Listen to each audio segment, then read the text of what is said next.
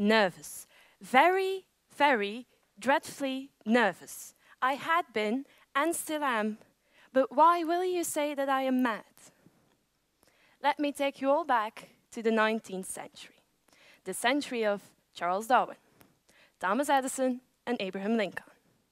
But the person that I would like to meet there is said to be less important than all these people. From the way I say this, I think you can all guess that I do not agree with this statement. His name is Edgar Allan Poe. He is a writer and he mostly writes short tales and poems. First of all, I want to tell you that why, of all people, I would meet Edgar Allan Poe. Sure, I can Google Edgar Allan Poe and I will find myself some answers. I will find that he was an orphan, that he gambled, he drank, when he wrote his first story, where he wrote it maybe. But that are not the questions that I ask myself. Those questions cannot be answered by Google. For example, what kind of person was Edgar Allan Poe? Did he feel this immense pain that he described in some of his poems? How did he write his work? Could he feel this terror that some of his stories express? Was there a woman in his life that he loved with a love that was more than love, perhaps by the name of Annabel Lee? We do not know this. My favorite tale of Poe is The Telltale Heart. The first time that I heard this story read aloud by Vincent Price, I was in my pitch black room. The story is about a servant who is making plans to kill the old man that he works for. To give you a bit of an idea, it goes something like this. And every night, about midnight, he turned the latch of the old man's bedroom door slowly, very, very slowly, so that he might not disturb the old man's sleep. And when the opening was sufficient enough, he crept in the room. After hearing this story, I was petrified.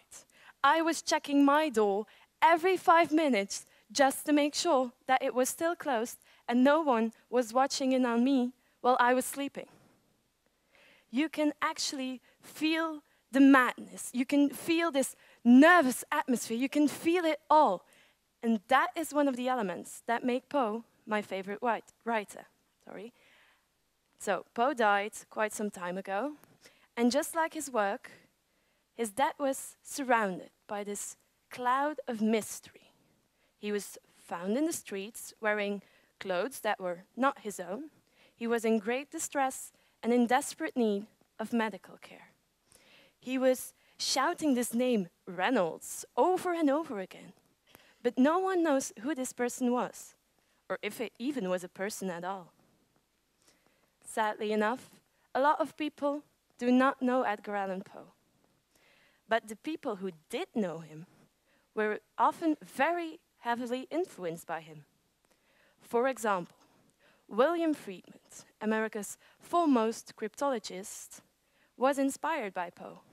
After hearing his story, The Gold Bug, he started studying cryptology, and later in his life, he cracked the Japanese purple code during World War II. My second example can be found in my favorite Disney story, Alice in Wonderland. There is this riddle, why is a raven like a writing desk? And that is also inspired by a poem of Edgar Allan Poe. My third example begins with a quote.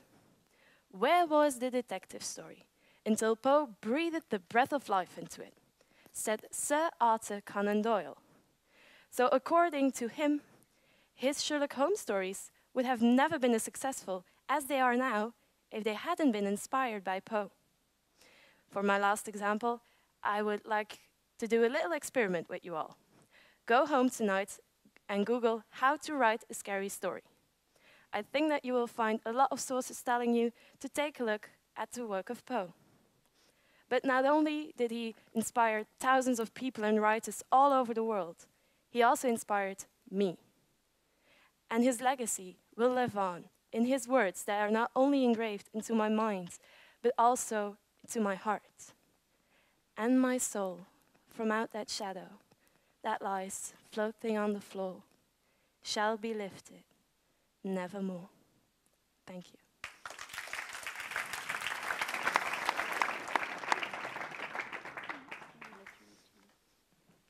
Why is it important for people to read Poe? Well, as I stated in my examples, the people who know him are often heavily influenced by him. So when people read this, I think that it can motivate them. It can inspire them to do things, to, for example, study cryptology, or maybe to start writing themselves. So I think it's really important that people keep reading this just to be moved by it. And a small follow-up. How did Poe influence you, or how will he influence you in the future? Well, for example, I wrote a speech about him and it got me into the semi-finals of the BBC Speaking Awards. That is for one. And also, when I read his poems, I could see that his poems were not all happy. Poems and tales are not always meant to be happy things. And they also don't need that Disney ending. They don't need to end well. Things can end bad. That is okay. That can happen. And in stories of Poe, it often does. So it gave me a whole other look on endings. And in your personal life, when something happens and you have this Disney idea stuck in your head and you think, it will all be okay, I'm going to find Prince or Princess Charming and everything will be all right. But it is not always like that. And I think that Poe gives a more realistic view on that matter. Why do we like to be scared? Why do we like to be scared? I don't think people actually like to be scared. Like all participants who have a bit of stress, I don't think you actually like having stress.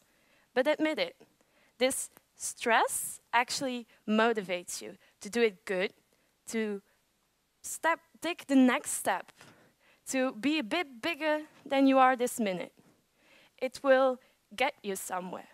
So sometimes it's good to be scared, because the unknown, if you're not scared of it, then why take that step? Several references to Poe's work are made in episodes of The Simpsons, a cartoon. Is this a good way to get people acquainted with Poe's work, which is quite serious, actually? Well, yeah, I think that if we don't do it this way, then how will we reach this major public?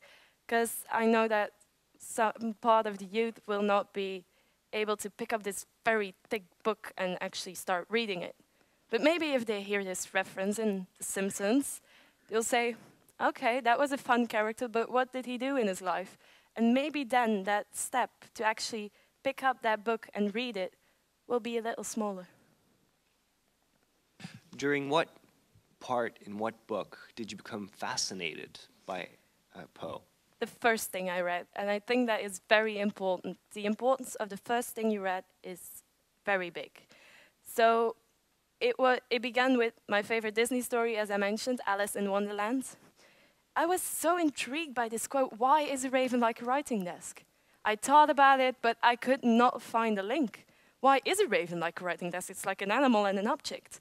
So I started to kind of research that, and I found answers that really didn't satisfy me. But then this answer, because Poe wrote on both. And I was like, well, that makes no sense. Who is this Poe, and what does he have to do with a raven and a writing desk? So that is when I looked up the poem The Raven, and wow, the impact that it had, it was huge. It was like, oh my God, I have never read something like this. What else did he read? And I started researching him, read other things, and that is how I got my passion for Poe. Thank you, Ms. Weyme.